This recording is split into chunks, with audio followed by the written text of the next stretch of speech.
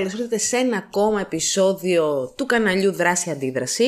Χαίρετε και από μένα. Είναι η άμεση συνέχεια της επίσκεψής μας στην Πολωνία, κλείνοντας με το κομμάτι της Βαρσοβίας, που ήταν η πόλη που μας υποδέχτηκε. Κατηφορήσαμε στο χάρτη, να το πούμε έτσι, προς την Κρακοβία, την πολιτισμική πρωτεύουσα της Πολωνίας. Μια πόλη η οποία εμένα προσωπικά από το όνομά της μου έβγαζε κάτι σκοτεινό, κάτι κρακοβικό, αλλά αποδείχθηκε ότι ήταν κάτι εντελώς διαφορετικό. Είχαμε σταθεί και είχαμε μείνει. Που πήραμε το τρένο. Από Βαρσοβία. Είπαμε πήραμε το Intercity εμείς για να μην χάσουμε χρόνο στο πηγενέλα, γιατί είναι μεγάλη διαφορά. Ναι, σίγουρα. Δηλαδή, αν έχετε μέρες, μπορείτε να πάρετε και το απλό τρένο που βγαίνει σχεδόν η μισή τιμή, αλλά νομίζω ήταν. 4,5-5 ώρες. Ναι. Εμείς κάναμε 2 ώρες και 1/4. Νομίζω δεν κάνει σχεδόν καμία στάση, άντε να κάνει μία στάση, κάτι τέτοιο. Στα πέριξ της Βαρσοβίας και στα πέριξ της Κρακοβίας και μπαίνει. Και μετά μπαίνεις κατευθείαν μέσα στην πόλη. Είχαμε κλείσει σε πάρα πολύ κεντρικό σημείο, δηλαδή 5 λεπτά με τα πόδια και ήμασταν σχεδόν στο κέντρο της Κρακοβίας, στο εμπορικό κέντρο, αυτό εννοώ.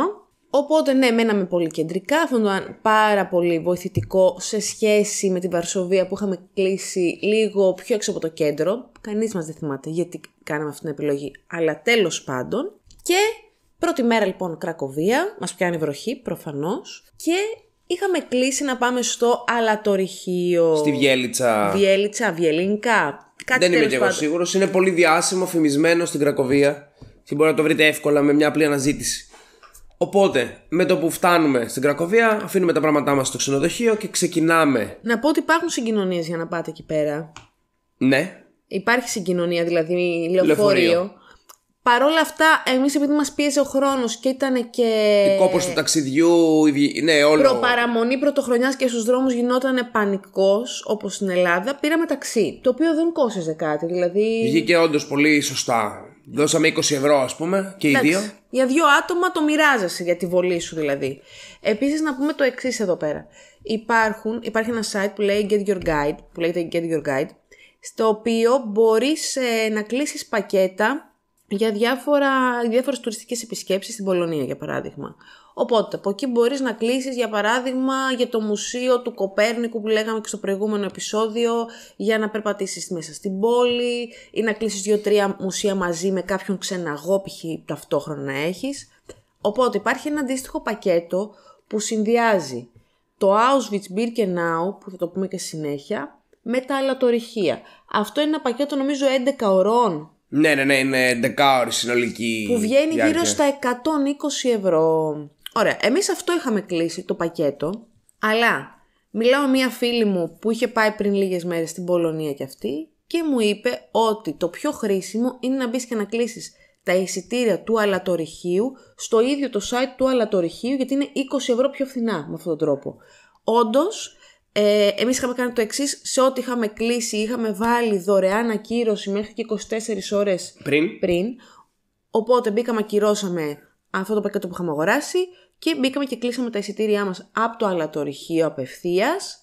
Να τονίσουμε ότι πάλι και εκεί μπαίνεις σε group, δεν μπορείς να πας να το επισκεφτείς μόνος σου, να αρχίσεις και να περιπλανιέσαι π.χ. Αυτό ισχύει σε όλους αυτούς τους χώρους γενικότερα.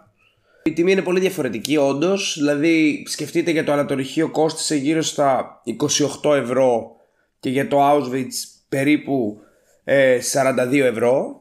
Οπότε όλα μαζί αυτά πήγανε στα 70 ευρώ, ενώ αν κλαίμε το πακέτο θα ήταν πολύ περισσότερο. Θα ήταν 120 ευρώ. Ακριβώς. Βέβαια είναι οι μεταφορές μέσα, ότι σε παίρνει το λεωφοριάκι, σε πάει, σε φέρνει. Αλλά και πάλι είναι μια μεγάλη διαφορά, δηλαδή σκεφτείτε το, ψάξτε το λίγο.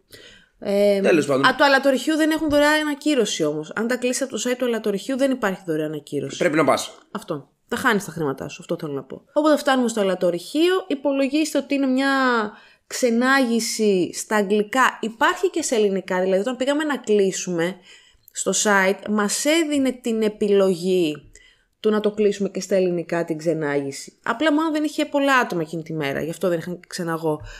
Οπότε, αν εσείς πάτε για πολλές μέρες, κοιτάξτε το. Μπορεί να σας βολεύει να πάτε τη μέρα που θα έχει ελληνικά, ξέρω εγώ. Οπότε φτάνουμε εκεί πέρα. Είχε πολύ περισσότερο κρύο. Σχέση με τα αστικά κέντρα, ας το πούμε, ναι. Αυτό. Η ξενάγηση ήταν πολύ καλή. Ήταν ιδιαίτερος ο χώρος, ιδιαίτερα τα δωμάτια, οι κάμαρες όπως λένε, που υπάρχουν. Υπάρχουν στην ουσία ολόκληροι ναοί από εκκλησίες από αλάτι. Αξίζει την επίσκεψη. Είναι κουραστικό μεν.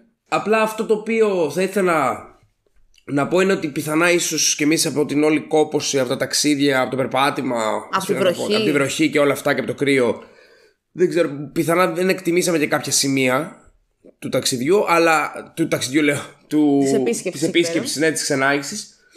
Αλλά παρόλα αυτά είναι κάτι το οποίο αξίζει πραγματικά να το κάνεις. Αν έχετε μέρες, πηγαίνετε. Αυτό θα έλεγα εγώ. Απλά, ένα trigger warning θέλω να τονίσω εδώ πέρα.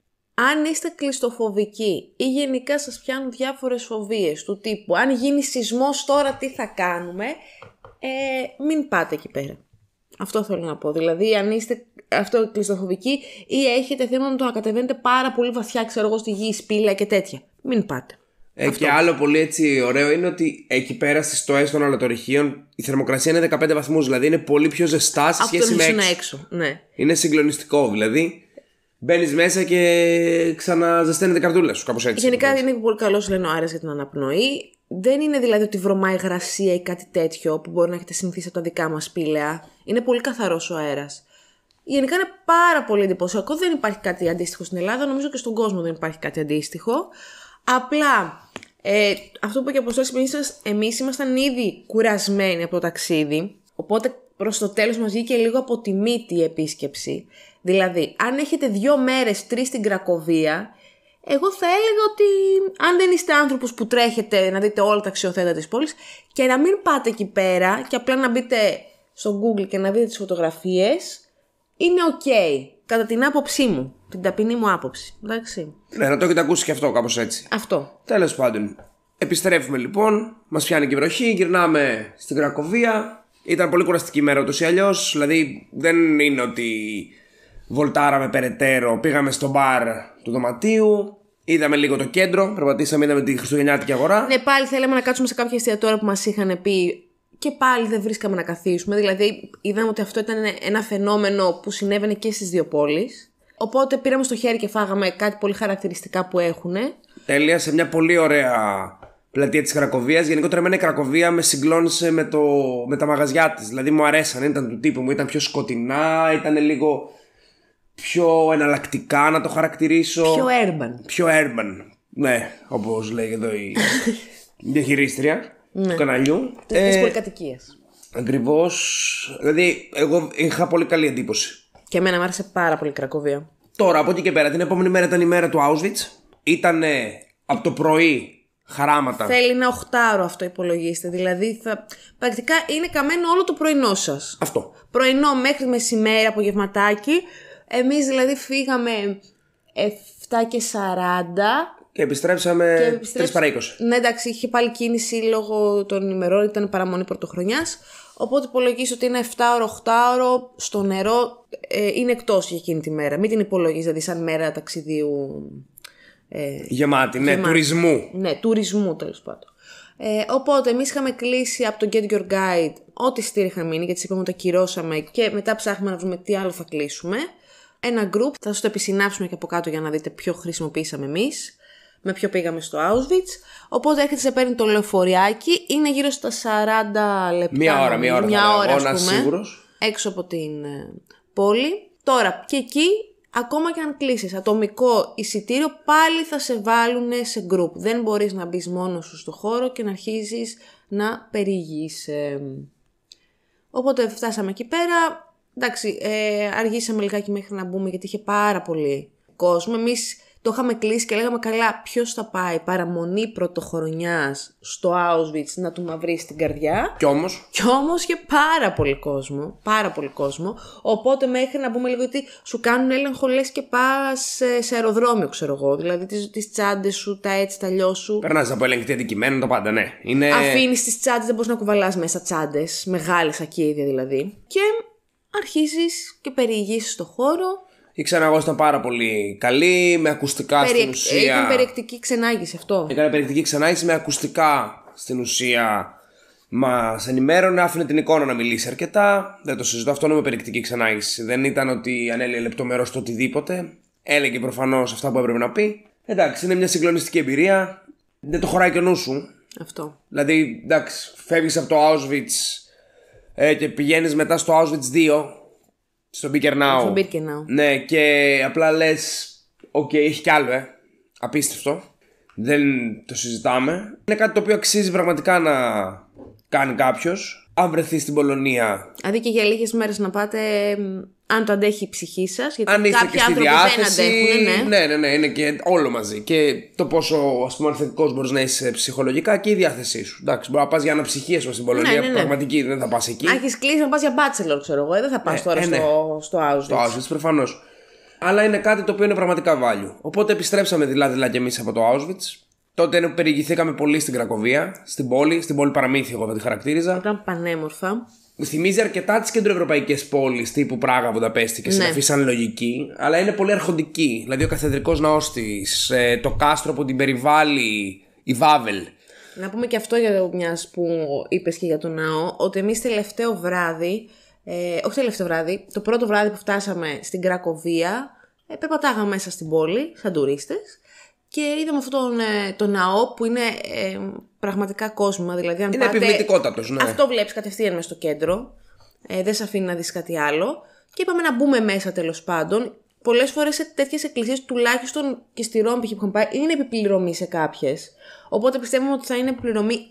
Είναι επιπληρωμή γιατί το είδα μετά.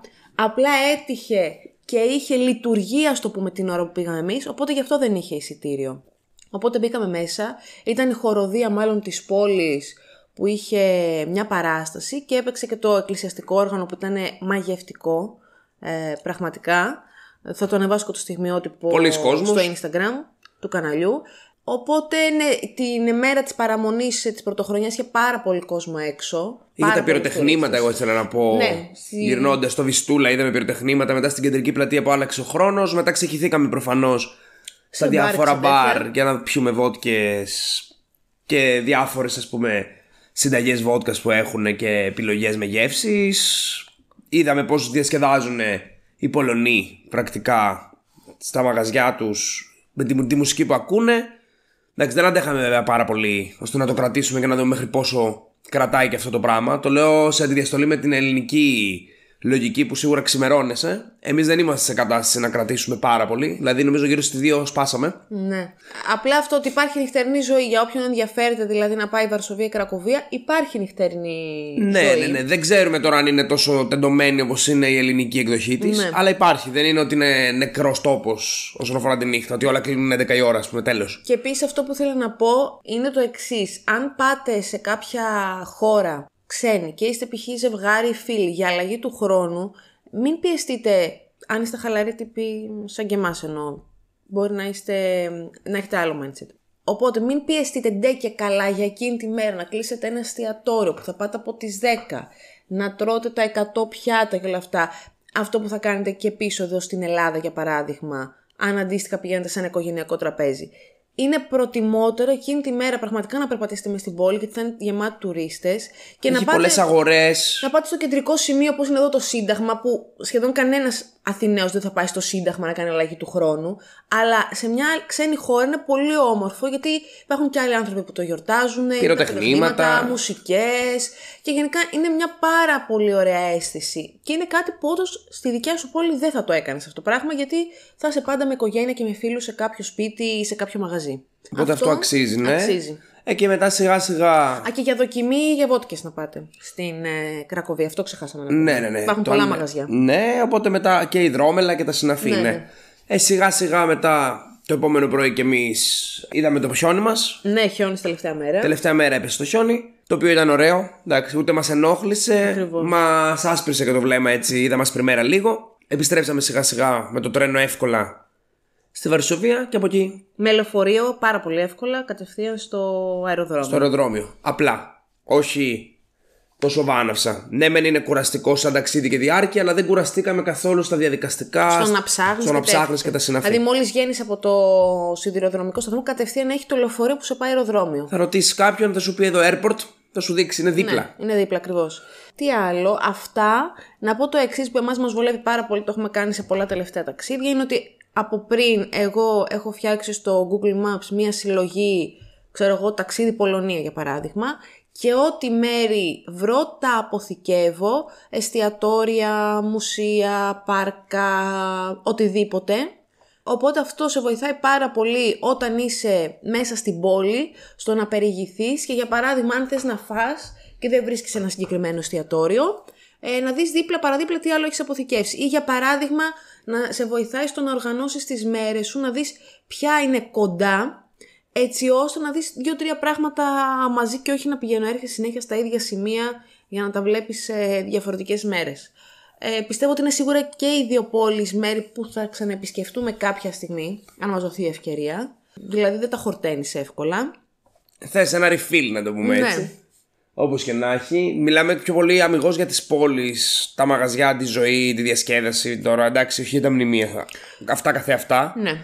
Και στο Κοπέρνικο θα ξαναπήγαινα, γιατί τα πειράματα ήταν άφθονα στη Βαρσοβία. Αλλά τέλος πάντων. Να πω ότι είναι πόλεις που μπορείς να επισκεφτείς και με ζευγάρι, είναι πάρα πολύ ωραία, και με φίλους και με οικογένεια. Δηλαδή, και μόνος σου και σε όλο βασικά. Ναι. Ευχαριστούμε πάρα πολύ. Θα το πούμε σε ένα επόμενο επεισόδιο. Καλή συνέχεια.